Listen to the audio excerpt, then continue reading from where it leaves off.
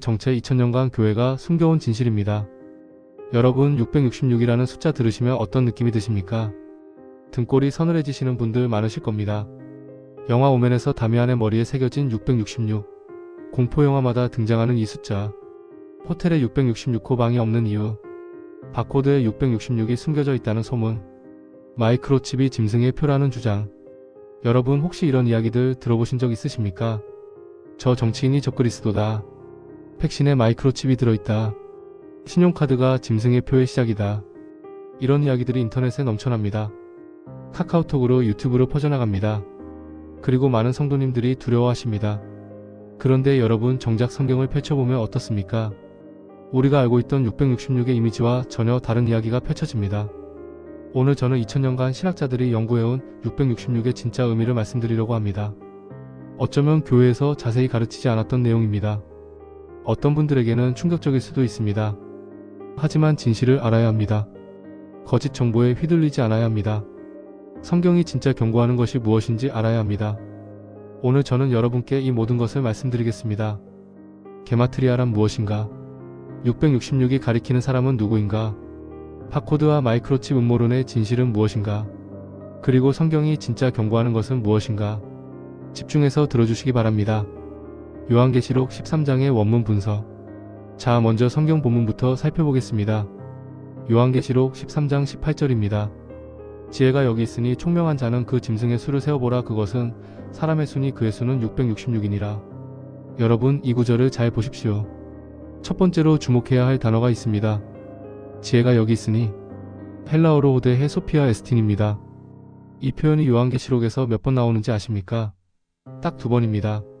한 번은 여기 13장 18절, 또 한 번은 17장 9절에서 음녀 바벨론을 설명할 때입니다. 이것이 무슨 뜻입니까? 요한이 독자들에게 신호를 보내는 겁니다. 이건 중요해. 그냥 넘기면 안 돼. 잘 생각해봐. 두 번째로 주목해야 할 단어는 세어보라입니다. 헬라어로 푸세피사토입니다. 이 단어가 중요합니다. 푸세피사토는 단순히 1, 2, 3 숫자를 세는 게 아닙니다. 조약돌로 계산하다라는 뜻입니다. 고대에는 조약돌로 셈을 했거든요. 그래서 이 단어에는 계산하다, 산출하다의 의미가 담겨 있습니다. 무엇을 계산하라는 걸까요? 바로 다음에 나옵니다. 그것은 사람의 수니. 헬라어로 아리트모스 안트로프입니다. 사람의 숫자라는 뜻이죠. 여러분 여기서 핵심 포인트가 나옵니다. 666은 추상적인 상징이 아닙니다. 구체적인 사람을 가리킵니다. 요한은 독자들에게 이렇게 말하고 있는 거예요. 이 숫자를 계산해보면 어떤 사람인지 알 수 있어. 그렇다면 질문이 생깁니다. 1세기 독자들은 어떻게 이 숫자를 계산했을까요? 숫자를 계산해서 사람을 알아낸다니 이게 무슨 말입니까? 여기서 등장하는 것이 바로 게마트리아입니다. 혹시 게마트리아라는 말 처음 들어보시는 분 계십니까? 괜찮습니다. 지금부터 쉽게 설명드리겠습니다. 이걸 이해하시면 666의 비밀이 풀리기 시작합니다. 그런데 여러분 여기서 한 가지 의문이 생기지 않으십니까? 왜 요한은 그냥 이름을 쓰지 않았을까요? 왜 이렇게 복잡하게 숫자로 암시했을까요? 이유가 있습니다. 요한계시록이 쓰여진 시대를 생각해 보십시오. 로마 제국의 박해 시대였습니다. 기독교인들은 숨어서 예배드려야 했습니다. 공개적으로 황제를 비판하면 죽임을 당했습니다. 요한은 로마 당국의 검열을 피해야 했습니다. 그래서 암호를 사용한 겁니다. 기독교인들은 알아듣지만 로마 관리들은 모르는 암호. 그것이 바로 666입니다. 1세기 기독교인들은 이 숫자를 보고 바로 알아챘습니다. 아, 이 사람을 말하는 거구나. 그 사람이 누구인지 지금부터 밝히겠습니다. 게마트리아란 무엇인가? 고대의 숫자 체계. 게마트리아. 어려운 단어처럼 들리지만 원리는 간단합니다. 고대 히브리어와 헬라어에는 아라비아 숫자가 없었습니다. 우리가 쓰는 1, 2, 3, 4 이런 숫자 체계가 없었다는 겁니다. 그러면 어떻게 숫자를 표현했을까요? 알파벳에 숫자 값을 부여했습니다. 히브리어를 예로 들어보겠습니다. 알레프 1, 베트 2, 기메 3, 달렛 4, 요드 10, 카프 20, 라메드 30, 쿠프 100, 레시 200, 신 300 이런 식으로 각 글자의 숫자가 배정되어 있습니다. 그래서 어떤 단어의 숫자 값을 알고 싶으면 각 글자의 숫자를 더하면 됩니다. 다윗의 예시. 예를 들어보겠습니다. 히브리어로 다윗은입니다. 달렛사. 바브 6. 달렛사. 합계가 얼마입니까? 14입니다. 그래서 유대인들 사이에서 14는 다윗을 상징하는 숫자입니다. 여러분 마태복음 1장의 족보를 보십시오. 아브라함부터 다윗까지 14대, 다윗부터 바벨론 포로까지 14대, 포로 이후부터 예수님까지 14대. 왜 하필 14대씩 세 그룹일까요? 다윗의 숫자값이 14이기 때문입니다. 마태는 유대인 독자들에게 예수님이 다윗의 후손이다라는 메시지를 숫자로 전달한 겁니다. 여러분, 이게 바로 게마트리아입니다. 고대 유대인들과 초대교회는 이 방식을 일상적으로 사용했습니다. 폼페이의 증거. 폼페이 유적에서 발견된 낙서 중에 이런 게 있습니다. 나는 이름의 숫자가 545인 그녀를 사랑한다. 이름을 직접 쓰지 않고 숫자로 표현한 겁니다. 마치 현대의 암호 같죠? 하지만 당시에는 누구나 아는 방식이었습니다. 자, 이제 핵심으로 들어갑시다. 666이 가리키는 사람은 누구입니까? 1세기 독자들이 666을 계산했을 때 가장 먼저 떠올렸을 인물. 그 사람은 바로 네로 황제입니다. 네로 황제설 마이너스 가장 유력한 해석. 666의 계산. 네로 클라우디우스 카이사르. 서기 54년부터 68년까지 로마를 통치한 황제입니다. 왜 666이 네로를 가리킨다고 하는 걸까요? 자, 함께 계산해 봅시다. 네로의 공식 칭호는 라틴어로 니로시저입니다. 이것을 히브리어로 음역하면 네론 케사르가 됩니다. 각 글자의 숫자 값을 더해 볼게요. 눈 50, 레시 200, 바브 6, 눈 소핏 50, 쿠프 100, 360, 레시 200. 합계가 얼마입니까? 50, 206, 50, 160, 200, 666. 정확히 666이 나옵니다. 여러분, 우연의 일치일까요? 616의 비밀. 더 놀라운 증거가 있습니다. 요한계시록의 일부 고대 사본에는 666이 아니라 616으로 기록되어 있습니다. 3세기 교부 이레네우스도 어떤 사본에는 616이라고 되어 있다고 증언했습니다. 왜 이런 차이가 생겼을까요?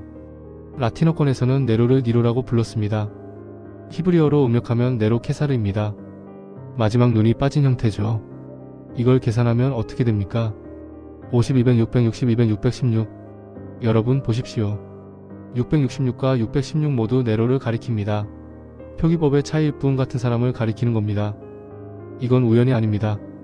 666과 616이 모두 같은 인물을 가리킨다는 건 요한이 의도적으로 네로를 암시했다는 강력한 증거입니다. 네로의 박해. 그런데 왜 하필 네로일까요? 네로가 뭘 했길래? 네로는 기독교 역사상 최초의 조직적 박해자였습니다. 서기 64년 로마 대화재가 발생합니다.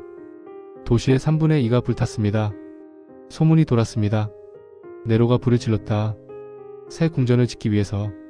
화재 중에 노래를 불렀다. 진위 여부는 확실하지 않지만 네로는 희생양이 필요했습니다. 그가 선택한 희생양이 바로 기독교인들이었습니다. 로마 역사가 타키투스는 이렇게 기록합니다. 네로는 기독교인들에게 죄를 뒤집어 씌웠다. 그들은 짐승 가죽을 뒤집어 쓰고 개에게 물려 죽었다. 십자가에 매달려 불태워졌고 밤에는 등불 대신 사용되었다. 타키투스는 기독교인이 아니었습니다. 오히려 기독교의 적대적이었습니다. 그럼 그조차 네로의 잔혹함을 증언한 겁니다. 전승에 따르면 사도 바울과 사도 베드로 모두 네로 치하에서 순교했습니다. 바울은 참수형을, 베드로는 거꾸로 십자가형을 당했다고 합니다. 1세기 기독교인들에게 네로는 악의 화신이었습니다. 그들에게 짐승이라는 단어를 들으면 가장 먼저 떠오르는 인물, 바로 네로였던 겁니다. 왜 교회에서 이걸 안 가르칠까? 자, 여기서 한 가지 질문을 드리겠습니다. 지금까지 제가 설명드린 내용 들어보신 적 있으십니까? 게마트리아, 네로 황제설, 666과 616의 관계? 대부분의 교회에서는 이런 내용을 자세히 가르치지 않습니다. 왜 그럴까요? 몇 가지 이유가 있습니다. 첫째, 너무 학문적이라고 생각합니다. 성도들이 굳이 이런 복잡한 걸 알아야 하나? 신앙생활에 도움이 안 된다. 이런 판단을 하는 거죠. 둘째, 종말론적 긴장감이 줄어들 수 있습니다. 666이 네로였다고? 그럼 이미 지나간 일 아닌가? 적그리스도가 이미 왔다 갔으면 뭐가 무섭지? 교회 입장에서는 666에 대한 신비감과 경각심을 유지하고 싶은 겁니다. 셋째, 가장 중요한 이유입니다. 666의 실체를 알면 오히려 오늘날의 짐승이 더 선명하게 보이기 때문입니다. 네로가 왜 짐승이었습니까? 황제 숭배를 강요했기 때문입니다. 카이사르는 주님이다라고 고백하라고 강요했기 때문입니다. 그런데 오늘날에도 비슷한 것들이 있지 않습니까? 돈이 최고다. 성공이 인생의 목표다. 권력을 잡으면 모든 것이 해결된다. 어쩌면 우리 시대의 짐승은 특정 인물이 아니라 이런 가치관들일지도 모릅니다. 이 이야기는 나중에 더 자세히 다루겠습니다. 지금은 다른 해석들을 먼저 살펴보겠습니다. 네로 황제설만 있는 게 아니거든요. 네로 레디비부스 전설. 죽었다 살아난 짐승. 여러분 여기서 의문이 생기지 않으십니까? 요한계시록은 보통 서기 95-96년경에 쓰여졌다고 합니다. 네로는 서기 68년에 이미 죽었습니다. 이미 죽은 사람을 왜 언급할까요? 여기서 등장하는 것이 네로 레디비부스 전설입니다. 네로가 죽은 후 로마 제국 전역에 이상한 소문이 퍼졌습니다. 네로는 죽지 않았다. 동방으로 피신했다. 다시 돌아와 로마를 정복할 것이다. 이 소문은 수십 년간 지속되었습니다. 실제로 3명의 가짜 네로가 등장해서 반란을 일으키기도 했습니다. 요한계시록 13장 3절을 보십시오. 그의 머리 하나가 상하여 죽게 된 것 같더니 그 죽게 되었던 상처가 나음에 온 땅이 놀랍게 여겨 짐승을 따르고 죽었다가 다시 살아난 짐승. 이것은 부활한 네로 전설을 반영한 것입니다. 영적 의미. 요한은 독자들에게 이렇게 말하고 있는 겁니다. 너희가 두려워하는 그 네로 같은 존재, 그런 악한 권력이 또 나타날 것이다. 하지만 두려워하지 마라. 결국 하나님이 승리하신다. 666은 단순히 네로 한 사람만을 가리키는 게 아닙니다. 네로로 대표되는 하나님을 대적하는 세속 권력, 그 모든 것을 상징하는 숫자입니다. 이것이 바로 666의 첫 번째 의미입니다. 하지만 역사 속에서 666은 다른 사람들에게도 적용되었습니다. 가장 유명한 것이 바로 교황설입니다. 교황설 - 종교개혁자들의 주장. 1517년 마르틴 루터가 95개조 반박문을 내걸며 종교개혁이 시작됩니다. 루터를 비롯한 종교개혁자들은 충격적인 주장을 펼쳤습니다. 로마 교황이 적그리스도다. 교황청이 요한계시록의 음녀 바벨론이다. 666은 교황을 가리킨다. 왜 이런 주장을 했을까요? 먼저 역사적 배경을 이해해야 합니다. 16세기 로마 가톨릭은 심각한 부패에 빠져 있었습니다. 면죄부 판매 - 돈을 내면 죄가 용서된다. 성직 매매 - 직책을 돈으로 사고 판다. 교황의 절대 권위 - 교황은 하나님의 대리자로서 무료하다. 루터가 보기에 이것은 복음의 핵심을 훼손하는 행위였습니다. 오직 믿음으로, 오직 은혜로, 오직 성경으로. 이것이 루터의 핵심 주장이었고 교황청의 가르침과 정면으로 충돌했습니다. VICARIUS FIRIIDI 7700-8200. 종교개혁자들은 666을 교황에게 적용하기 위해 여러 계산법을 사용했습니다. 가장 유명한 것은 VICARIUS FIRIIDI 해석입니다. 이 라틴어 문구는 하나님 아들의 대리자라는 뜻입니다. 교황의 공식 칭호 중 하나로 알려졌습니다. 라틴어 알파벳의 숫자 값을 적용해 봅시다. 로마 숫자 체계를 사용합니다. V5, I1, 10에 A0, R0, I1, UV5, S0, F0, I1, L50, I1, I1, D500, E0, I1. 합계가 얼마입니까? 511-001-511-501-501-666. 놀랍지 않습니까? 교황설의 한계 8200-8500. 그런데 여기서 주의해야 할 점이 있습니다. 첫째, VICARIUS FIRIIDI가 실제로 교황의 공식 칭호였는지 논란이 있습니다. 일부 역사학자들은 이 문구가 공식 문서에 등장한 적이 없다고 주장합니다. 가톨릭 측에서는 이것은 개신교의 왜곡이라고 반박합니다. 둘째, 이런 방식의 계산은 너무 자의적입니다. 원하는 결론을 내기 위해 숫자를 끼워 맞추는 식이거든요. 예를 들어볼까요? MARTIN, LUTHER도 비슷한 방식으로 계산하면 666에 가깝게 만들 수 있습니다. 영어로 COMPUTER도 특정 체계를 적용하면 666이 됩니다. 솔직히 말씀드리면 교황설은 역사적 맥락에서 이해해야 합니다. 종교개혁 시대의 교황청의 박해는 실제로 심각했습니다. 수많은 개신교인들이 화형당했고 고문받았습니다. 그 시대 개신교인들에게 교황은 실제로 짐승처럼 느껴졌을 겁니다. 네로에게 박해받던 1세기 기독교인들처럼 말이에요. 그래서 종교개혁자들이 666을 교황에게 적용한 것은 그 시대적 상황에서는 자연스러운 해석이었습니다. 역사 속 666으로 지목된 인물들. 네로와 교황 외에도 역사 속에서 수많은 인물들이 666의 정체로 지목되었습니다. 한번 살펴볼까요? 도미티아누스 황제 제81-96년. 요한계시록이 쓰여진 시기의 황제입니다. 네로 못지않게 기독교인들을 박해했습니다. 사도 요한 자신도 도미티아누스 치하에서 반모섬으로 유배되었다고 전해집니다. 나폴레옹 1769-1821년. 나폴레옹이 유럽을 정복할 때 많은 사람들이 그를 적그리스도로 의심했습니다. NAPOLEON-BONAPART를 특정 방식으로 계산하면 666이 된다는 주장이 있었습니다. 히틀러 1889-1945년 나치 독일의 히틀러 600만 유대인을 학살한 인류 역사상 최악의 독재자 중 한 명입니다. HITLR L100P101 방식으로 계산하면 666이 됩니다. 물론 이 계산법은 666이 나오도록 역으로 설계된 것입니다. 하지만 히틀러의 악행을 생각하면 그를 짐승으로 보는 것이 완전히 틀린 것도 아니죠. 무솔리니 1883-1945년 이탈리아 파시즘의 지도자 히틀러와 동맹을 맺은 독재자입니다. 흥미롭게도 무솔리니 자신이 이런 말을 했다고 합니다. 나는 로마 제국을 부활시킬 것이다. 보시다시피 거의 모든 시대에 666 후보자가 있었습니다. 규칙을 발견하셨습니까? 666의 정체로 지목되는 인물들의 공통점이 있습니다. 첫째, 그 시대의 가장 두려움의 대상이었습니다. 둘째, 권력을 휘둘렀습니다. 셋째, 하나님의 백성을 박해했습니다. 이것은 우연이 아닙니다. 666은 단순히 한 사람을 가리키는 숫자가 아닙니다. 하나님을 대적하는 세속 권력의 상징입니다. 네로가 666이었던 것처럼 그 시대의 네로가 계속 등장하는 겁니다. 현대의 666 음모론들. 자, 이제 현대로 넘어와 봅시다. 여러분 인터넷에서 이런 주장들 보신 적 있으십니까? 빌 게이츠가 적그리스도다. 일론 머스크의 뉴럴링크가 짐승의 표다. WWW 월드와이드 웹은 히브리어로 666이다. 백신에 마이크로칩이 있다. 디지털 화폐가 짐승의 표다. 특히 코로나 팬데믹 이후로 이런 음모론이 폭발적으로 늘었습니다. 솔직하게 말씀드리겠습니다. 이 중 상당수는 근거가 없습니다. 아니, 근거가 없는 정도가 아니라 명백한 거짓입니다. 왜 사람들은 이런 음모론에 끌릴까요? 첫째, 세상이 복잡하기 때문입니다. 경제위기, 전쟁, 팬데믹. 우리가 통제할 수 없는 일들이 너무 많습니다. 음모론은 간단한 설명을 제공합니다. 나쁜 놈들이 있어. 그 놈들이 다 조종하는 거야. 둘째, 종말론적 기대가 있기 때문입니다. 모든 뉴스에서 징조를 찾게 됩니다.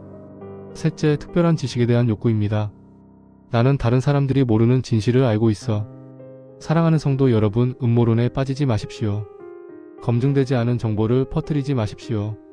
기독교인이 거짓 정보를 퍼뜨리면 복음의 신뢰도가 떨어집니다. 이것은 전도에 심각한 방해가 됩니다. 자, 이제 가장 유명한 현대 음모론을 검증해 봅시다. 바코드 음모론의 진실. 바코드 666 주장. 1970년대 바코드가 상용화되기 시작했습니다. 그리고 곧바로 음모론이 등장했습니다. 바코드에 666이 숨겨져 있다. 이것이 짐승의 표의 시작이다. 여러분도 이 주장 들어보셨을 겁니다. 바코드 왼쪽, 가운데, 오른쪽에 있는 긴 선들이 모두 6을 나타낸다는 거죠. 표준 바코드 UPC-5의 구조는 이렇습니다. 시작 가드 패턴 왼쪽 긴 선 2개, 왼쪽 숫자들, 중간 가드 패턴 가운데 긴 선 2개, 오른쪽 숫자들, 끝 가드 패턴 오른쪽 긴 선 2개. 음모론자들은 이렇게 주장합니다. 가드 패턴이 숫자 6과 같은 패턴이다.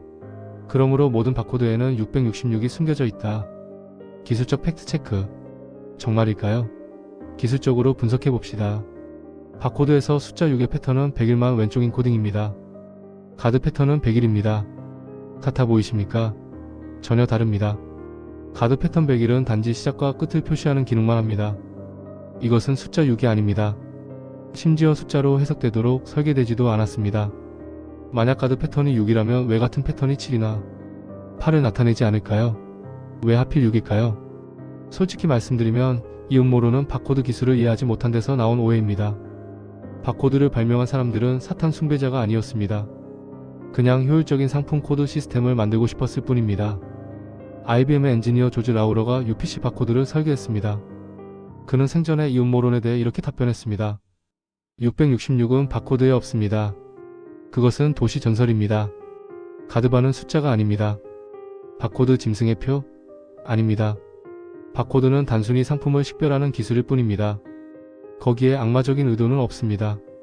마이크로칩과 짐승의 표. 요한계시록 13장 16-17절을 다시 읽어봅시다.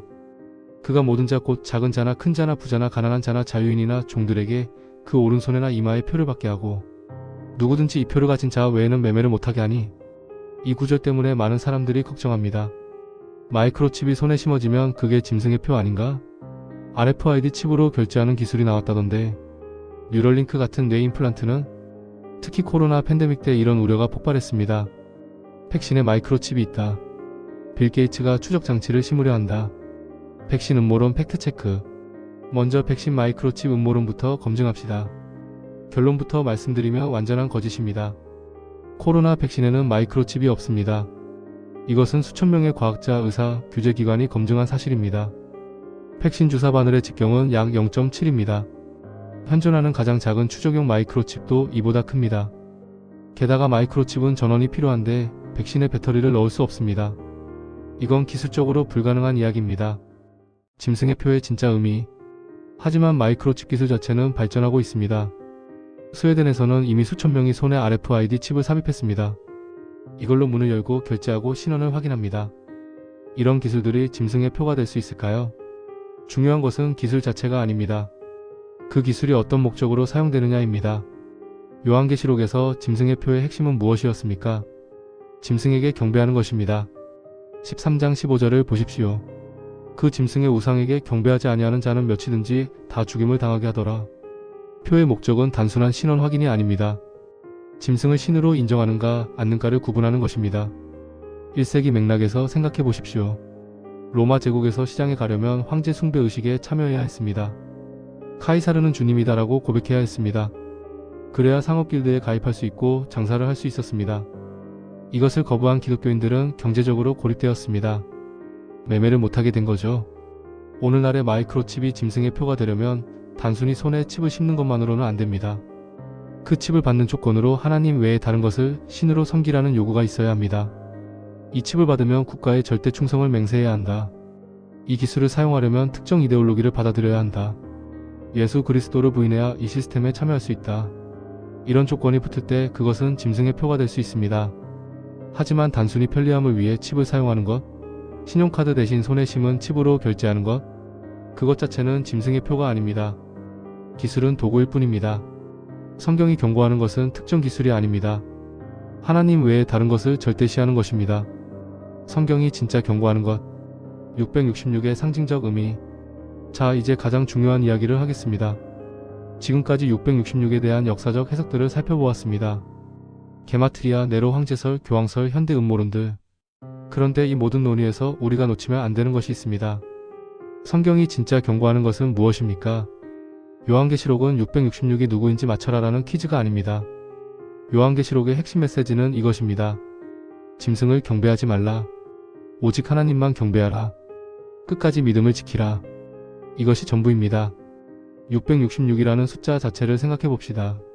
성경에서 7은 완전수입니다. 창조의 완성 7일, 안식일 7일째 유대 절기들. 6은 7에서 하나 부족한 숫자입니다. 완전하지 못함을 상징합니다. 666은 6이 3번 반복됩니다. 아무리 노력해도 7에 도달하지 못하는 것. 신처럼 되려 하지만 영원히 실패하는 것.